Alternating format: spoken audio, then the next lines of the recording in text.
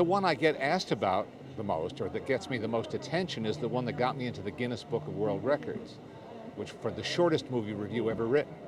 That's for the 1948 film Isn't It Romantic? And my review is no. So, you know, that's gotten me a certain degree of notoriety.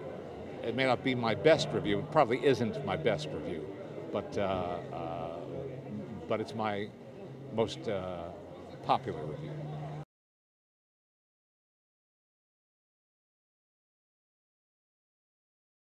Wow, you know, probably the first one I read.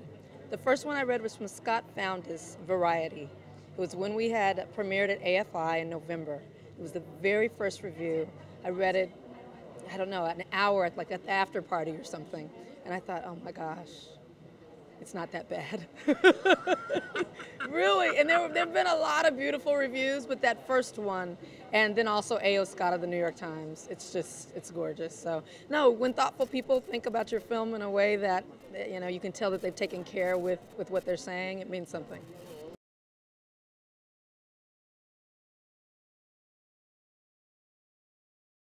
Well, you're busting me here now because I don't read them.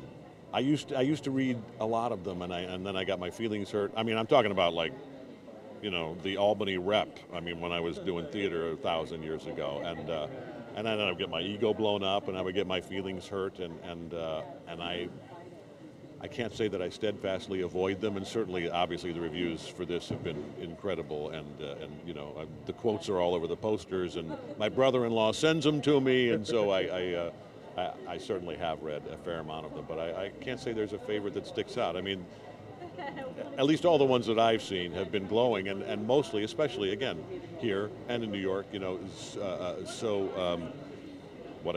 pithy, and so, you know, getting the film down to the minutia and really understanding what it is that Damien was doing and that we were all trying to accomplish. And that to me is the most gratifying, when you read a review or part of a review that just really gets it.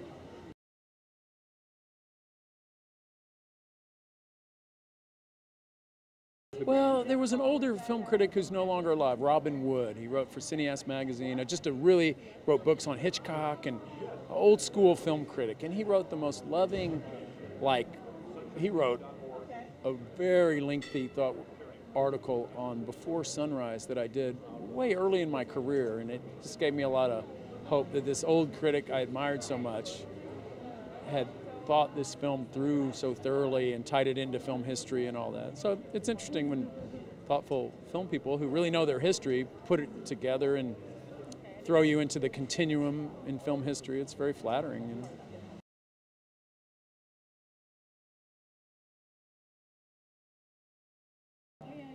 I hope I've encouraged people to watch some good movies that they might not have known about otherwise, or not have been sure whether they wanted to see or not. And perhaps if I nudged them in the right direction and they decided to rent it or stay up late to watch it on cable TV or something like that, then I feel satisfied. I feel I've accomplished something.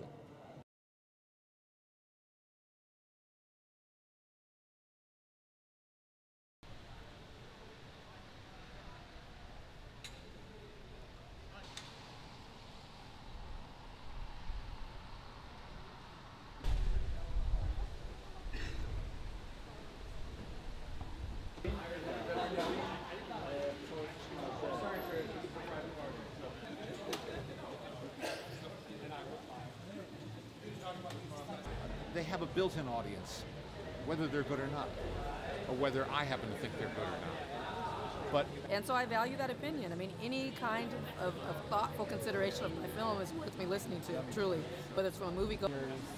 That was one thing that stuck out in your mind about it, good or bad? Well, one of each. Because you said so for the last direction. Forever. We do it in front of the... We can do that in front of there. And step to here.